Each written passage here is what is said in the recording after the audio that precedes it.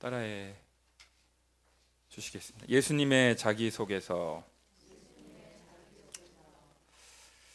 오늘부로 총 7차례에 걸친 예수님의 자기소개서 시리즈는 종료됩니다. 오늘 설교는 예수님의 자기소개서 시리즈의 완결편이자 총결산이라고 보시면 되겠습니다. 다음 주부터는 또 다른 주제로 여러분들을 찾아뵙겠습니다. 기대하시라. 기대감을 품으시면 좋겠습니다. 제가 어린 시절 교회에서 배운 어린이 찬송가 중에 이런 찬송가가 있습니다. 아마 아시는 분도 계실 줄로 믿습니다. 아시면 따라 부르셔도 괜찮습니다. 예수님은 생명의 참 포도나무, 아버지는 포도원 농부시니, 가지들아 열매를 맺지 않으면 아낌없이 찍어서 던지시리라. 포도나무 가지는 우리들이니, 살아있는 원줄기 주님께부터 잎도 피고 꽃 피워 열매를 맺자. 주렁주렁 쏟아만 포도송이를, 사랑하는 가지야 내 안에 있어. 무엇이나 원하면 이루어주리니, 씩씩하게 자라고 높이 뻗어서 하늘나라 열매를 많이 맺어라. 할렐루야. 우리 임명무 권사님 이 찬송가 아시죠? 찬송가 많이 아시잖아. 그래요. 저는 요즘 어린이 찬송가가 막 그리워요. 어린이 찬송가. 이 어른 찬송가에 수록되어 있지 않아서 좋죠. 그래서 그래서 제가 요즘 어린이 찬송가를 다시 좀 구하러 돌아다녀야 되겠다, 그런 생각을 막 했습니다. 사랑하는 열린광성의 지체 여러분, 이 포도나무와 가지의 비유로 잘 알려진 이 비유의 핵심은 무엇입니까? 첫 번째로 한번 따라해 보실까요? 예수님만이 참 포도나무 되십니다. 시작. 1절 말씀만 함께 읽겠습니다. 화면에도 보여주실 수 있으세요? 네, 1절만 시작. 나는 참 포도나무요, 내 아버지는 농부라. 여러분, 여기 놀라운 예수님의 자기 선언, 자기 주장이 나와 있어요. 예수님만이 참 포도나무가 되신다는 것은 예수님을 제외한 나머지 사람들은 뭐라는 거예요? 참 포도나무가 아니고 거짓 포도나무다. 다시 말씀을 드리자면 예수님을 제외한 세상의 그 누구도 참 포도나무가 될 수 없다는 것입니다. 예수님은 요한복음 10장 1절을 통하여 문을 통하여 양의 우리에 들어가지 아니하고 다른 데로 넘어가는 자는 절도며 강도라고 하셨습니다. 또 요한복음 10장 8절에서도 나보다 먼저 온 자는 다 절도요 강도니라고 하셨습니다. 그러니까요, 오직 양의 문이 되시는 예수님을 통해서만 구원을 받을 수 있으며 들어가면 나오며 풍성한 양식과 신령한 꼴을 얻을 수 있다고 말씀하셨습니다. 이것은 무엇을 말하는 것입니까? 세상에는 수많은 종교 지도자들이 있습니다. 철학자들이 있습니다. 정치인들이 있습니다. 유명한 왕후 장상들이 있습니다. 영적인 스승이라고 추켜 세울 만한 성인 군자들이 있습니다. 훌륭한 성현들도 있습니다. 그러나 여러분, 과연 그들이 우리에게 참 생명을 가져다 줄 수 있습니까? 그들이 도덕적으로, 윤리적으로 우리를 조금 고양시켜 줄 수 있을지 몰라도 그들은 우리에게 참 생명을 주지 못합니다. 영원한 생명을 가져다 주지 못합니다. 인간의 모든 불행과 비참의 근원이 되는 죄의 문제를 전혀 해결해 주지 못하지 않습니까? 그러므로 우리의 죄를 대속해 주시기 위하여 십자가에서 희생 제물이 되어 주신 예수 그리스도만이 참 포도나무가 되어 주십니다. 할렐루야. 예수님만이 참 포도나무. 두 번째로요, 따라해 볼 수 있습니다. 예수님과의 사귐이 없는 삶은 부러진 가지와 같습니다. 예수님과의 사귐이 없는 삶은 뭐와 같다고요? 부러진 가지와 같습니다. 오늘 본문에서 가장 중요한, 어떤 의미에서 성경 전체에서 가장 중요하다고 표현해도 과언이 아닌 요한복음 15장 5절 말씀을 함께 읽겠습니다. 여러분, 5절 말씀 화면에도 나오네요. 함께 우리 가정에 계신 열광의 식구들도 같이 함께 합독하겠습니다. 시작. 나는 포도나무요 너희는 가지라. 그가 내 안에 내가 그 안에 거하면 사람이 열매를 많이 맺나니 나를 떠나서는 너희가 아무것도 할 수 없음이라. 아멘. 사랑하는 여러분, 성경에는 우리의 심금을 울리는 주옥 같은 말씀이 참 많습니다. 그런데요, 이 말씀만큼 중요한 말씀이 없습니다. 가지는 포도나무에 붙어 있을 때에만 수액과 자양분을 공급받아 살 수가 있습니다. 비로소 생명체로 활동할 수 있고요, 기능할 수 있습니다. 열매도 주렁주렁 맺을 수가 있는 것입니다. 그러기에 우리는 예수님께로 돌아가야 합니다. 예수님께 붙어 있어야 합니다. 예수님을 떠나서는 너희가 아무것도 할 수 없음이라고 말씀하고 계시는 거예요. 가정생활도, 직장생활도, 결혼생활도, 목회도, 인간관계도, 평범한 일상생활도 아무것도 제대로 돌아갈 수가 없다.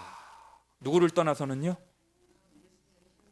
예수님을 떠나서는, 예수님을 제외하고서는, 예수님이 빠진 인생은 그렇게 부러진 가지처럼 죽은 인생과도 같다는 것입니다. 그럼에도 불구하고 우리는 예수가 없이도 잘 살고 예수가 없이도 행복해 보이고 부자로 살아가며 성공한 사람처럼 보일 때가 있습니다. 여러분, 우리 주변에는 예수가 없어도 살아가는데 아무런 지장이 없어 보이는 사람들이 있어요. 예수 없어도 돈도 많이 벌고요, 부자이고요, 유명세로 많은 인기를 몰고 다니는 사람도 있습니다. 예수 없는 성공, 예수 없는 행복, 예수 없는 부귀 영화, 예수 없는 유명세, 예수 없는 명예, 예수 없는 출세, 예수 없는 입신양명, 예수 없는 승진과 진급에 대하여 성경은 뭐라고 말씀하고 계십니까? 그래서 여러분, 우리가 그것들을 부러워하시면 안 됩니다.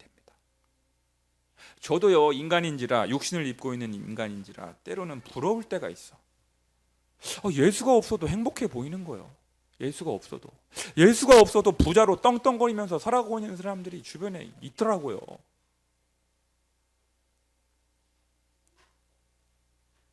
그런데 여러분, 우리 분명히 예수님의 음성, 예수님의 말씀을 들어야 되는데요, 예수님을 떠나서는 아무것도 할 수 없기에 부러진 가지처럼, 버려진 가지처럼 생명력이 없는 죽은 가지와도 같다. 비참한 신세일 뿐이라는 거예요. 잠깐은 화려해 보이고, 잠깐은 멋있어 보이고, 잠깐은 행복해 보이고, 잠깐은 부러워 보일지 몰라도 불에 던져 살라져 버릴 수밖에 없는 무익한 존재일 뿐이라는 것입니다. 여러분, 따라해 봅시다. 예수 없는 행복을 부러워하지 맙시다. 여러분, 정말 결단했으면 좋겠어요. 예. 예수 없는 행복, 예수 없는 성공, 예수 없는 물질적인 부요함, 그런 거 우리 부러워하지 마십시다. 막 부러워하는 마음 여기까지 올라올 때가 있어요. 저도 때로는. 그러기에 우리는 예수님을 나의 구주로 주님으로 영접한 상태만 머물러 있을 것이 아니라 지금도 살아계신 주님과 인격적인 사귐을 가져야 합니다. 지속적인 관계를 가져야 합니다. 그분과 살아있는 생명의 관계를 누려야 합니다. 가령 아무리 부부가 서로 사랑해서 결혼을 했다고 하더라도 아무런 대화가 없고 같이 밥도 안 먹고 같이 잠도 안 자고 장기간 각방을 쓰며 사는 부부가 있다고 합시다. 이런 부부는 서류상 이혼을 하지 않았다 하더라도 이미 부부로서의 생명력을 잃어버린 것입니다. 죽은 관계입니다. 아무런 대화와 사귐이 없기 때문입니다. 사랑하는 여러분, 요즘 여러분은 예수님과의 관계가 어떻습니까? 신랑 되시는 예수님과 친밀한 사귐을 가지고 계십니까? 여러분은 예수님과 단둘이 함께 있는 시간이 가장 즐거우십니까? 예수님과 함께 시간을 보내기 위하여 하루에 단 15분, 20분이라도 따로 은밀한 시간을 확보해 두셨습니까? 그렇다면 여러분은 예수님과의 사랑의 관계를 누리고 있는 것입니다. 예수님과의 신령한 연합을 친밀하게 유지하고 있는 것입니다. 세 번째로 한번 따라해 보겠습니다. 예수님과의 사귐은 말씀을 재료로 이루어집니다.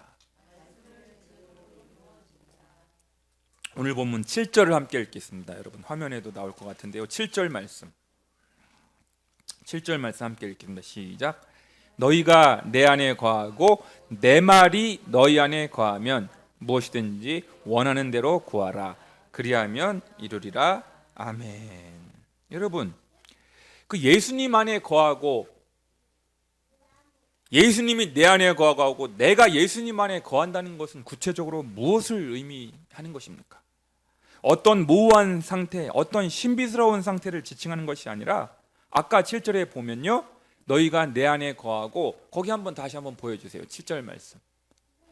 너희가 내 안에 거한다는 것이 구체적으로 뭐냐면 하면서 또 예수님이 뭐라고 말씀하셨냐, 그것은 무슨 모호한 상태, 신비스러운 상태를 의미하는 것이 아니라 바로 나오잖아요. 내 말이 너희 안에 거하면. 그러니까 예수님 안에 거한다는 것은 다른 뭐가 아니라 예수님의 말씀이 너희 안에 거한다는 것이 곧 예수님 안에 거한다는 것이다. 그러니까요, 예수님의 말씀을 예수님과의 사귐의 도구로 사용하는 것입니다. 예수님의 말씀을 묵상의 도구로 삼는 것입니다. 예수님의 말씀을 단단히 붙잡는 것을 말하는 것입니다. 쉽게 말씀을 드리면 예수님의 말씀을 읽는 거예요. 예수님의 말씀을 읽고 예수님의 말씀을 가까이 하는 것입니다.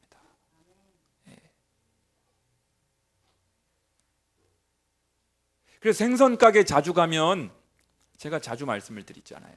생선 가게에 자주 가면 생선을 내 손으로 잡지 않았다 하더라도 내 몸에 어떤 냄새가 배요? 어떻게 하셨어요? 생선 비린내가 내 손으로 생선을 이렇게 만지지 않았어도 생선 냄새가 내 몸에 배게 돼 있어요. 생선 가게 자주 가면. 우리가 왜 우리의 삶 속에서 우리의 언행 심사 가운데 예수 그리스도의 향기가, 그리스도의 향내가 안 나타나게 되냐면 그 이유가 뭡니까? 예수님과 함께 시간을 자주 보내고 있지 않기 때문에 그런 거예요. 여러분, 어렵지 않습니다.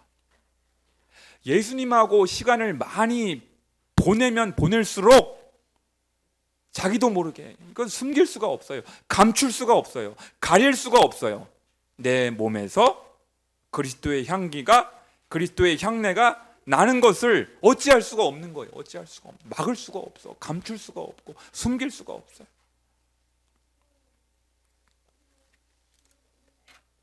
사랑하는 여러분, 여러분은 어떤 중요한 선택이나 결정을 할 때 누구의 말에 가장 큰 권위를 두십니까? 부모님의 말씀도 들어야 하고요, 배우자의 조언에도 귀를 기울여야 합니다. 세상의 철학이나 학문이나 이론, 경험치도 배울 점이 없는 것은 아닙니다. 하지만 그럼에도 불구하고 우리는 반드시 이렇게 질문해야 합니다. 따라해 보실까요? 이 문제에 대하여 성경이 뭐라고 말씀하시는가? 시작. 이 주제에 대하여 예수님은 뭐라고 가르치고 계시는가?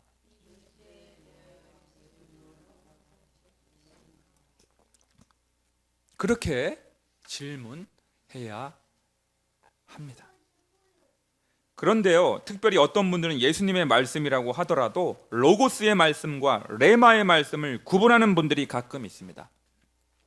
그래서요, 혹자는 객관적인 하나님의 말씀, 문자적인 하나님의 말씀은 로고스이고 간주하고, 벼랑간 자기에 와 닿는 주관적이고 신비적인 말씀은 레마로 구분하기도 합니다만, 과연 그러한 구분이 성경적이겠습니까?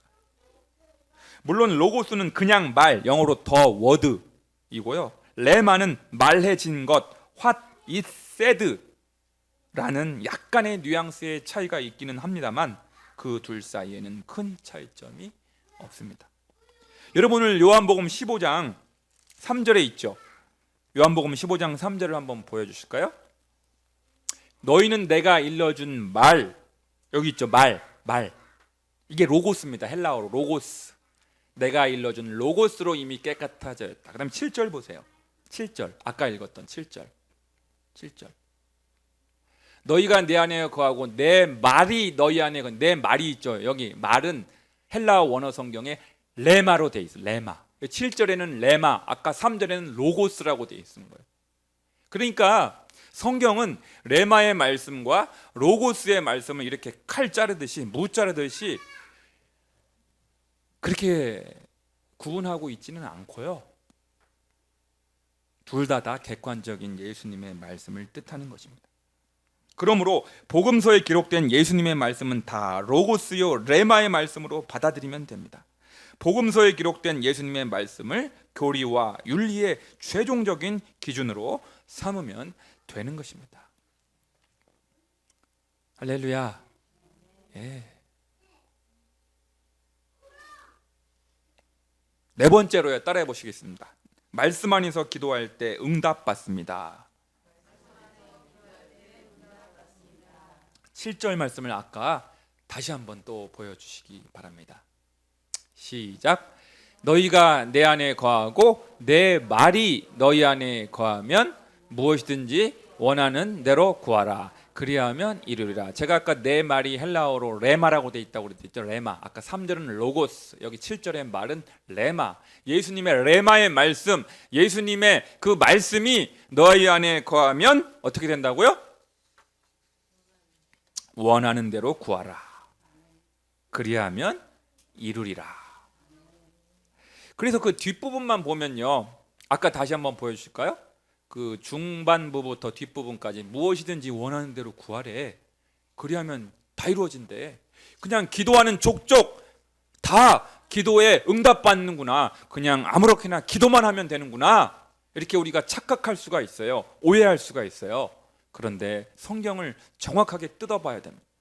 정확하게 보세요. 그 전제 조건이 있잖아요. 내 말이 너희 안에 거하면, 내 말. 그러니까 레마의 말씀, 예수님의 말씀, 복음서의 말씀, 나의 말, 예수 그리스도의 말씀이 너희 안에 풍성히 거하면, 그 말씀에 따라 기도하면, 말씀에 의지하여 말씀의 약속을 붙잡고 기도하면 응답받는 것이지, 무엇이든지 그냥 아무렇게나 기도만 하면, 금식해서 기도만 하면, 큰 소리로 부르짖기만 하면 다 응답받는다는 뜻이 결코 아닌 것이죠. 왜 열심히 기도했음에도 불구하고 응답받지 못하는 경우가 생길까요? 야고보서 4장 3절 말씀을 통하여 우리에게 이렇게 일러주십니다. 구하여도 받지 못함은, 한번 따라해봐요. 구하여도 받지 못함은 정욕으로 쓰려고 잘못 구하기 때문이라.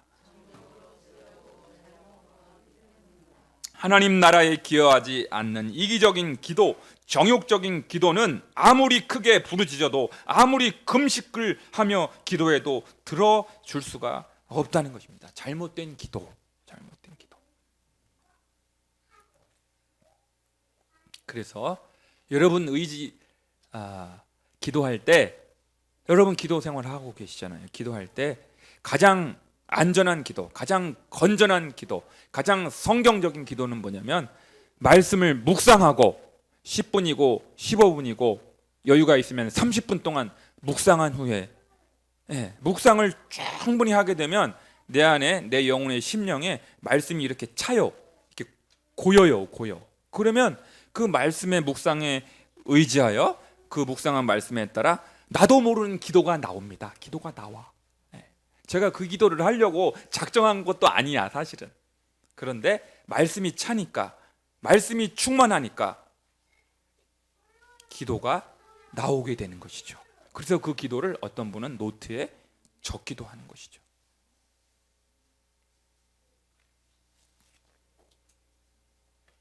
다섯 번째로 따라해 보실까요? 예수님과의 사귐의 목적은 순종입니다. 여러분 본문 마지막 10절을 함께 읽겠습니다. 10절 말씀. 시작. 내가 아버지의 계명을 지켜 그의 사랑 안에 거하는 것 같이 너희도 내 계명을 지키면 내 사랑 안에 거하리라. 아멘. 거기 띄워놔 주세요, 집사님. 여러분, 성부 하나님과 성자 예수님은 아주 친밀한 관계였잖아요. 그죠? 아버지와 아들 친밀한 관계였는데 거기 보니까 10절 보세요.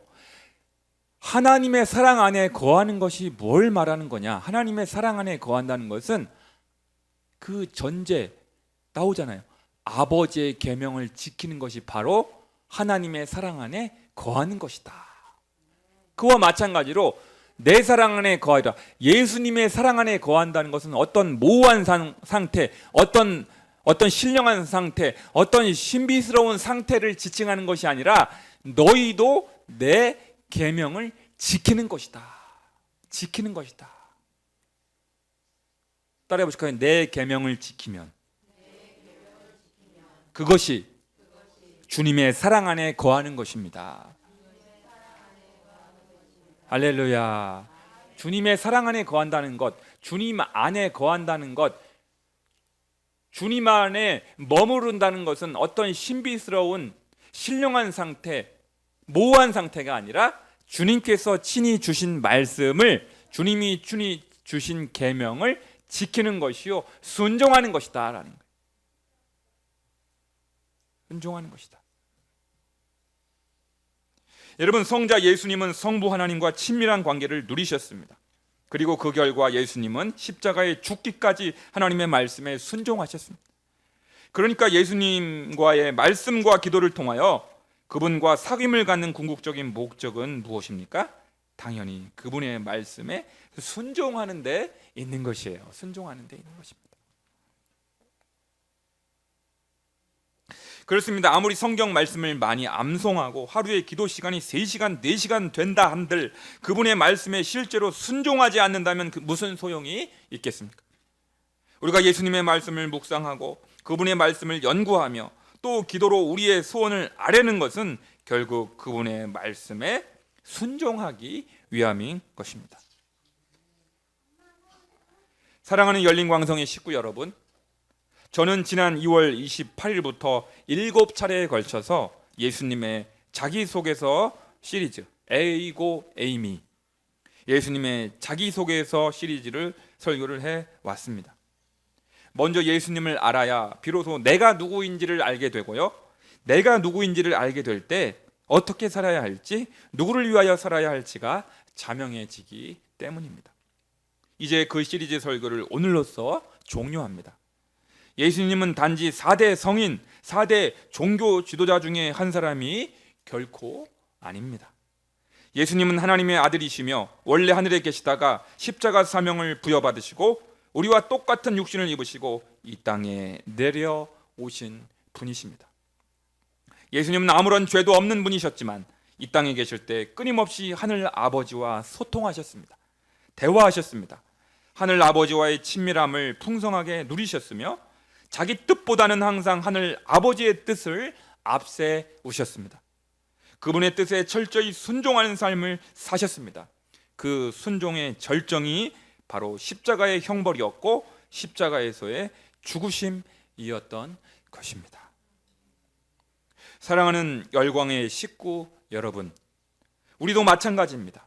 우리는 우리 자신의 주관적인 계획이나 이기적인 야망을 성취하기 위하여 이 땅에서 살아갈 수 없는 존재입니다.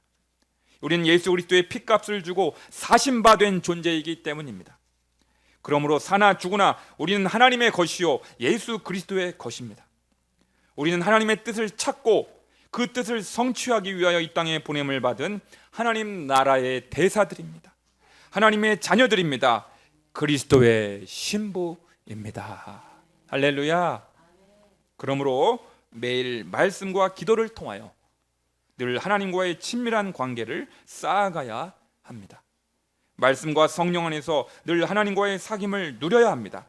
그리할 때 하나님께로부터 받은 사명을 완수하고 장차 하나님 나라로 복귀하게 되었을 때 영광이 하나님께로부터 놀라운 칭찬과 상급과 인정을 받게 될 것입니다. 기도하겠습니다.